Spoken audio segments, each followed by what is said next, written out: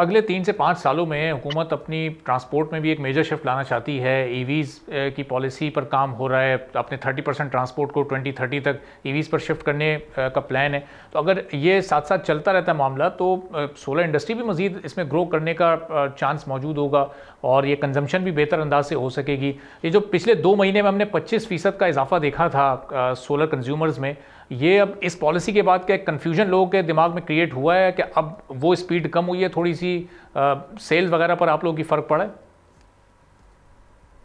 तो बिल्कुल बिल्कुल पड़ेगा। सेल पर फर्क पड़ेगा। अभी लोगों को शिफ्ट होते हुए टाइम लगता है, लेकिन तभी तो कट ऑफ टाइम दिया जाता है।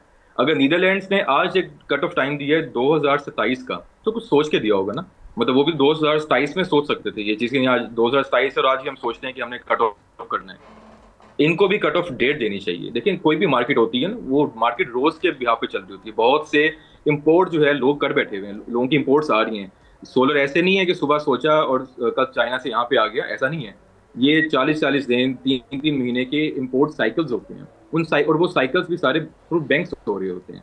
अब वो साइकिल्स के लिए इनको जो कट ऑफ टाइम मांगा जा रहा है, मतलब जो मार्केट के लिए हम बात कर रहे हैं, that is cut off time. उसमें जो जो भी पैनिक आया ना, वो सेटलमेंट हो जाएगी। लोग भी शिफ्ट होना शुरू हो जाएंगे। देखें, आप कुछ भी बताएंगे, लोगों ने तो कुछ ना कुछ करना है। They will find some way out, लेकिन उसको टाइम चाहिए। दे विल टेक 3 माह लग सकते हैं, 6 माह लग सकते हैं, तो इसलिए कट ऑफ टाइम जरूरी चाहिए। सही। अच्छा, 10 रुपए के रेट के साथ ओवैस लगारी साहब ये कह रहे हैं कि 3.5-4 साल में अभी भी जो कंज्यूमर है वो अपनी कॉस्ट को रिकवर कर लेगा।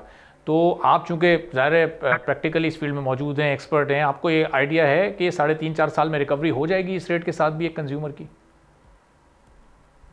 नहीं सर, अब 5 साल पे होगी। हमने कल सारी कैलकुलेशंस की हैं। अब जो है 5 साल पे होगी। अगर बैटरी पे लोग चले जाते हैं, अगर यहाँ पे आ जाते हैं, तो 3.5 से 4 साल में होगी।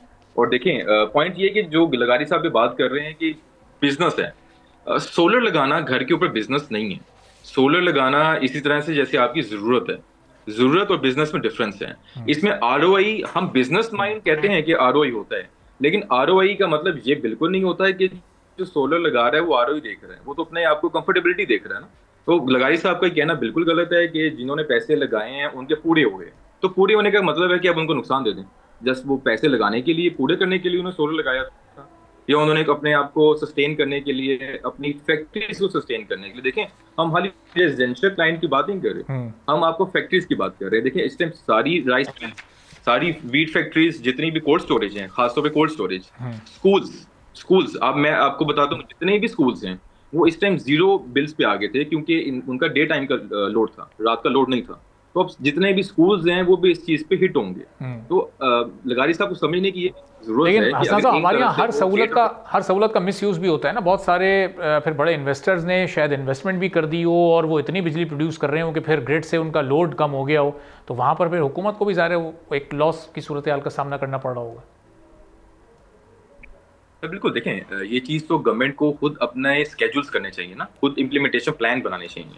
अभी भी हम ये कह रहे हैं, आज ही अगर 10 रुपए पे आ जाते हैं, लोग बैटरीज पे आ जाएंगे। हम फिर भी गवर्नमेंट को ये समझाना चाहेंगे कि लोगों की बैटरी लगाने से बेहतर है कि आप अपने ग्रिड्स पे खुद बैटरी लगाएं। डिस्को खुद बैटरी स्टोरेज सिस्टम जो है अपने ग्रिड स्टेशन पे लगाएं, ताकि जो लोगों की जनरेशन है जो कि इनको लगता है ज़ाया हो रही है, उसको ग्रिड स्टेशन पे ही कंटेन करें, वहां पे स्टोर करें, और रात को वही जनरेशन वापस दी जाए। तो ये चीज अगर आज ये नहीं करेगी डिस्को आज की डेट में, तो लोग खुद कर लेंगे। सब्सक्राइब करें और बेल दबाएं ताकि कोई खबर रह न जाए।